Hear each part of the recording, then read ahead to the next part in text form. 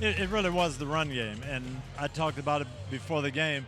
Who got going? Would Taylor get going or Aaron Jones? They came out in the second half, got Aaron Jones going, 130-some yards rushing, Rodney. That was the difference. I thought the defense kind of played conservative a little bit in the first half. In the second half, they started turning it on a lot more, and then you saw the energy and you saw the electricity that defense brings, and I thought they played well in the second half. Yeah, you think about those 10 points. Really, it was the 10 points the Colts had for the vast majority of this game. None of them were set up by their offense. Right. It was the defense scoop and score for the touchdown, then the interception that set up that other field goal. No, Minnesota, really controlled the game, had those turnovers in the first half, and that's what kept the score down. But Indy really did not stop them other than the pass rush. Defensively, Gus Bradley, their defensive coordinator, just too much zone.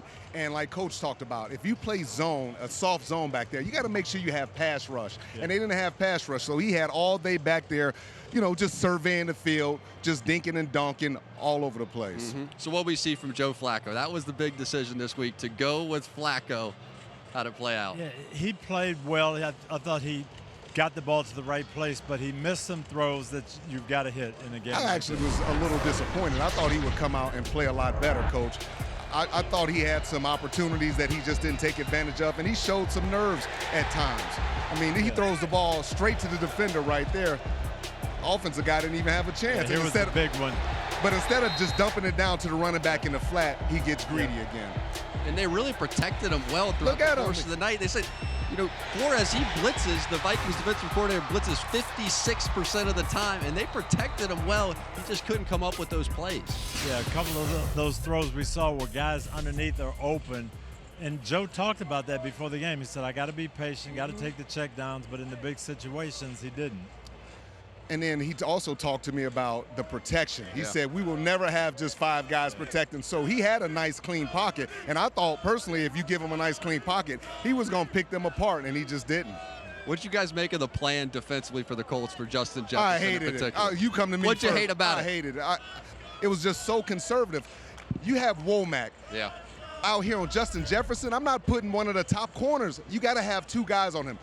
Get a guy in front of him, jam him, slow him down at the line of scrimmage, and have a safety behind him. But for him to come in and get 137 yards, it was just absolutely ridiculous. Just a terrible game plan by Gus Bradley. Yeah, no, the Colts plan and the way they play a lot of 3-deep zone, off coverage, Gus Bradley from that old Seattle system.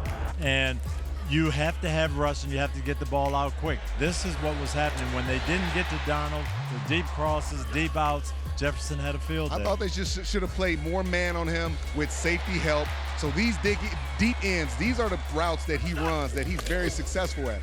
And you get into his face, you jam him, you beat him up and slow him down at the line of scrimmage. You don't get a lot of these. And when he comes across the middle, then you have a safety waiting there to give him a big shot. There was one time they played man bump and run, but they didn't bump. Come on, man. That's not even fair to Womack. Come on.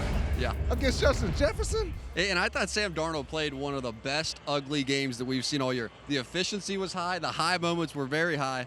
But he had ugly moments, too. The bad interception in the red zone, the fumble that was returned for the touchdown. Just take the sack. Another interception right after Flacco threw them a pick. So he had really bad moments, but the highs were high. Yeah, he got the ball to the right place, threw it accurately, only had, 6 incompletions the whole day. But you can't have 3 turnovers in a big game. Most games, that's going to get you. And I think that's what we see in the growth of Sam Darnold. Before, he would get down on himself if he threw a bad pass or something like that. Now he has so much confidence. He has great teammates around him. He knows that his teammates, if he makes a mistake, they're going to pick him up, and they got his back. And that's big as a quarterback coming into the game knowing that. And he's got some guys that can go do this, go get the ball, make plays for him, and he understands. Jordan Addison was not happy this week, and he came out, kept his mouth shut, and played a heck of a game. That's what it's about. Quarterback comparison, Flacco to the left, Darnold to the right. What jumps out looking at this? 3 interceptions between the 2 of them and 3 touchdowns just for Darnold. Yeah, 8.5 per attempt means he was going to the right place, getting the ball downfield, but the 2 interceptions, that's what he's got to cut out.